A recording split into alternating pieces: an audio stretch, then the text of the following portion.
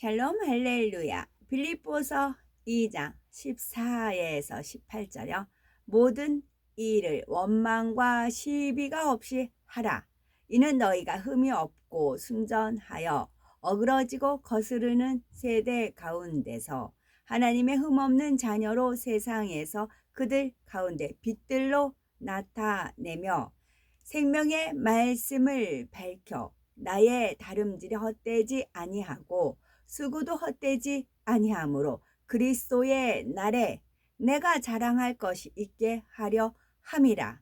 만일 너희 믿음의 제물과 성기무에 내가 나를 전제로 드릴지라도 나는 기뻐하고 너희 무리와 함께 기뻐하리니 이와 같이 너희도 기뻐하고 나와 함께 기뻐하라. 아멘. 제목은 빛들로 나타내며입니다.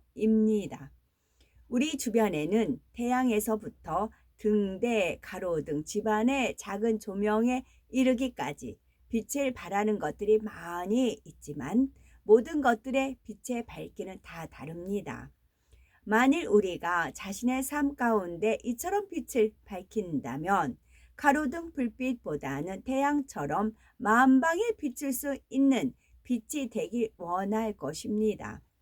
마찬가지로 하나님께서도 우리가 빛을 발하되 밝은 태양처럼 어두운 세상 가운데 진리의 빛으로 환하게 비추기를 바라시지요. 그러므로 우리는 죄로 간영된 세대 가운데 하나님의 흠없는 자녀로서 세상 사람들에게 빛들로 나타낼 뿐만 아니라 생명의 말씀으로 빛을 밝혀 나가야 할 것입니다. 그러기 위해서는 어떻게 해야 하는지 구체적으로 살펴봅니다. 빌립보서 2장 14절에 모든 일을 원망과 시비가 없이 하라 말씀하신 것처럼 무슨 일을 하든지 누구를 만나든지 원망과 시비가 없이 화평함을 이룰 때라야 세상 사람들에게 빛들로 나타낼 수가 있는 것입니다.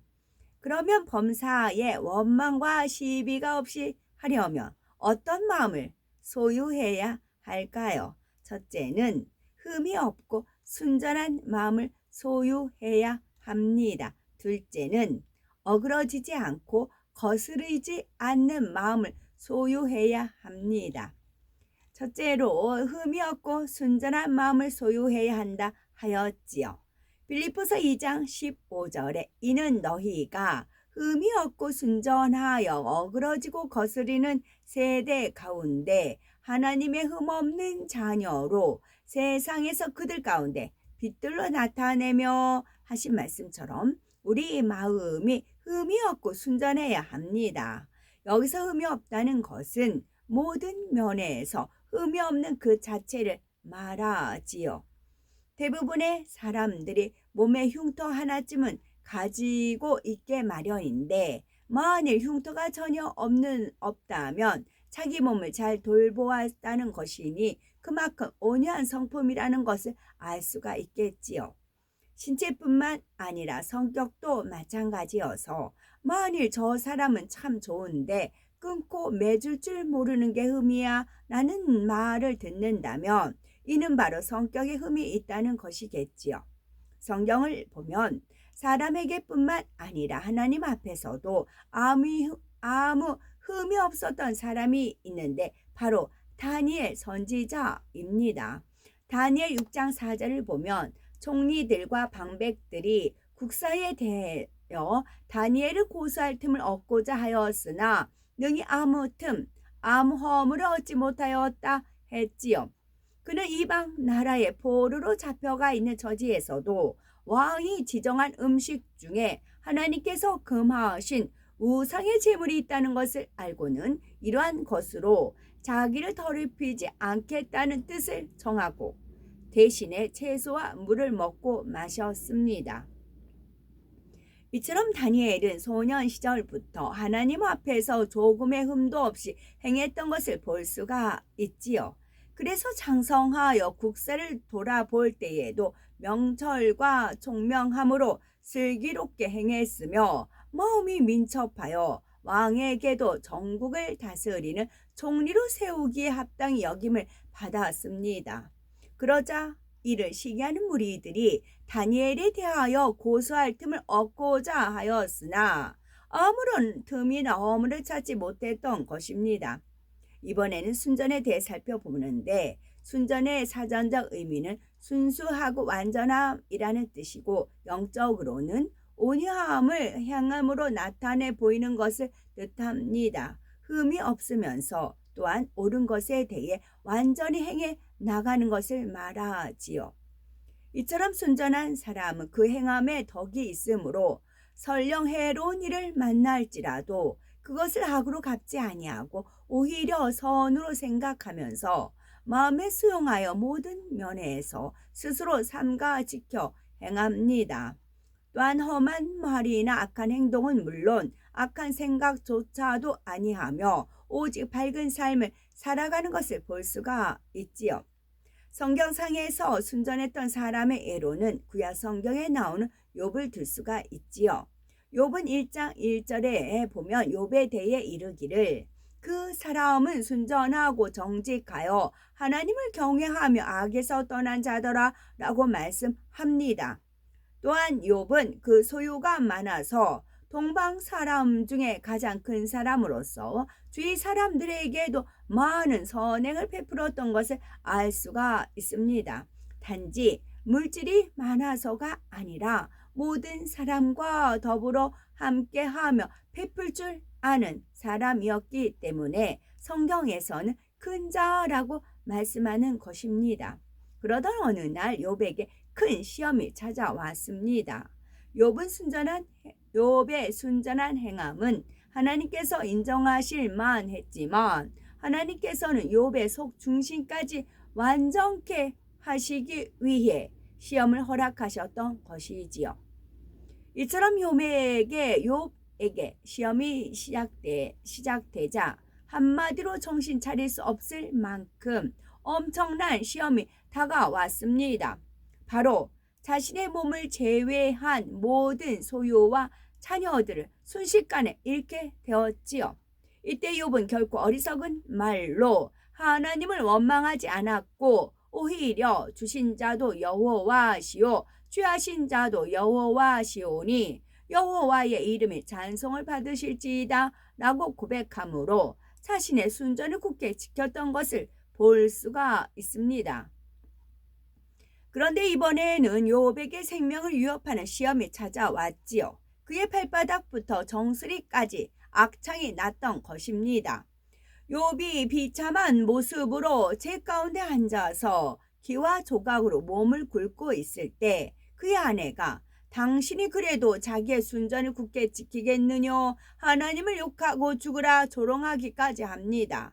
이때에도 욥은 오히려 그대의 말이 어리석은 여자 중 하나의 말 같도다. 우리가 하나님께 복을 받았은즉 재앙도 받지 아니하겠느냐 하며 타이르는 것을 볼 수가 있지요. 성경 어디에도 하나님께로부터 복을 받으면 재앙도 겸하여 받아야 한다는 말씀은 없습니다. 바로 욥이 진리를 잘 알지 못하고 했던 말이지만 욥은 하나님께 대해 결코 입술을 범죄하지 않았던 것입니다. 물론 그 후로 여전히 절망적인 상황이 계속되자 욥의 마음속 깊이 숨겨져 있던 악이 드러나기 시작했고 하나님께서는 이런 그를 연단하셔서 더욱 온전케 하셨습니다. 오늘날처럼 죄악이 관영한 세상 속에서 우리에게 이런 시험이 왔을 때 욥처럼 순전을 굳게 지키며 입술로 범죄하지 않을 사람이 과연 얼마나 될까요? 우리가 욥처럼 말과 행실의 순전함을 지킨다면 원망과 시비할 일은 당연히 없어질 뿐만 아니라 그들 가운데 빛으로 나타나게 되는 것이지요. 이것이 바로 하나님께서 원하시는 빛의 자녀들의 모습인 것입니다. 두 번째는 어그러지지 않고 거스리지 않는 마음을 소유해야 합니다. 어그러졌다는 것은 하나님께서 원하시는 사람의 기본적인 틀에서 빗나간 것을 말합니다. 예를 들면 교만, 자랑, 다투고 들레는 거, 혈기 내는 것 등이 다 하나님께서 원하시는 사람의 기본적인 틀에서 이탈된 것으로 이를 가리켜 어그러졌다라고 할 수가 있는 것이지요. 오늘날 매스컴에 보도되는 크고 작은 사건들을 통해서 사람들의 마음과 정신이 얼마나 어그러져 있는지를 잘 알 수가 있지요. 주변에서 사용하는 말만 보아도 저속하고 듣기 민망한 말들이 너무 많지요. 하나님께서 은혜 주셔서 만들게 하신 언어는 우리가 서로 아름답게 교통함을 이루게 하기 위함인데, 이와 같은 하나님의 근본 의도에 많이 빗나가 있는 것입니다. 다음으로 거스린다는 것은 바로 자기 위치를 떠나 벗어난다는 것을 말하지요. 예를 들면은 아랫사람이 윗사람을 섬기지 못하고 순종치 아니하거나 자녀가 부모에게 불순종하고 거역하는 것입니다. 또한 부모는 부모답게 자녀는 자녀답게 행해야 할 텐데 이런 도리를 저버리는 것을 말하지요. 우리나라는 전통적으로 부모에 대한 부양 의무를 중요하게 여겨왔지만 오늘날은 모든 부모를 돌보지 않거나 경제적인 이유로 부모를 학대하기까지 하는 참으로 자기의 본분과 위치에서 떠나 부모를 거스리는 차원을 넘어버린 세대입니다.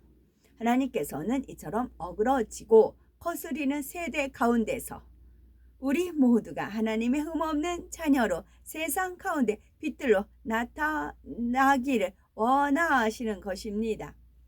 빌립보서 2장 15에서 16절을 보면 이처럼 빛들로 나타내며 생명의 말씀을 밝히라 하시지요. 그럴 때 우리가 주 안에서 이루는 모든 다름질과 수고가 헛되지 않게 되고 그리스도의 날에 자랑할 것이 있게 된다는 것입니다.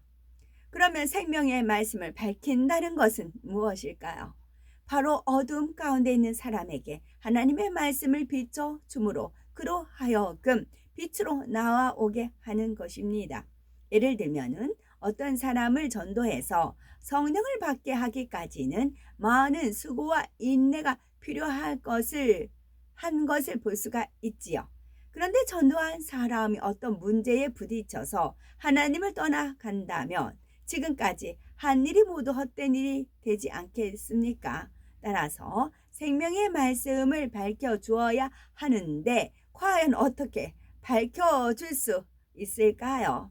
바로 하나님의 말씀인 범사에 감사하라는 말씀을 밝혀서 어떤 문제에 부딪혀도 기뻐하고 믿음으로 승리할 수 있도록 해주어야 하며 또 쉬지 말고 기도하라는 말씀을 밝혀서 기도하여 문제를 해결받을 수 있도록 해주어야 합니다.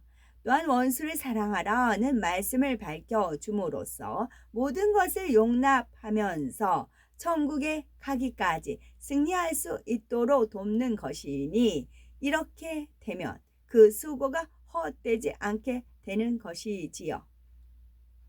그러면 가정에서는 어떻게 하는 것이 생명의 말씀을 밝히는 것일까요?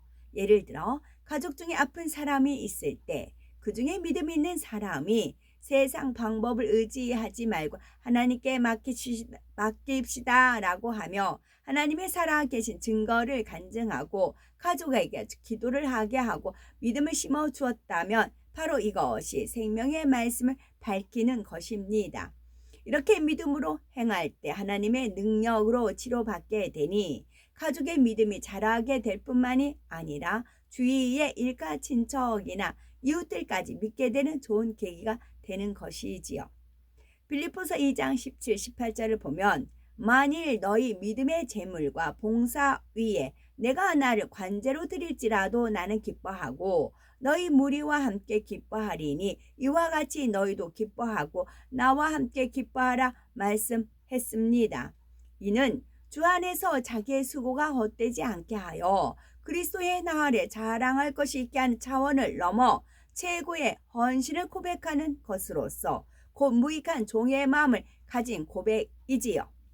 이는 사도 바울의 고백으로 고린도후서 11장을 보면 사도 바울이 하나님의 나라와 의를 위해 참으로 넘치도록 수고한 내용들이 기록되어 있습니다.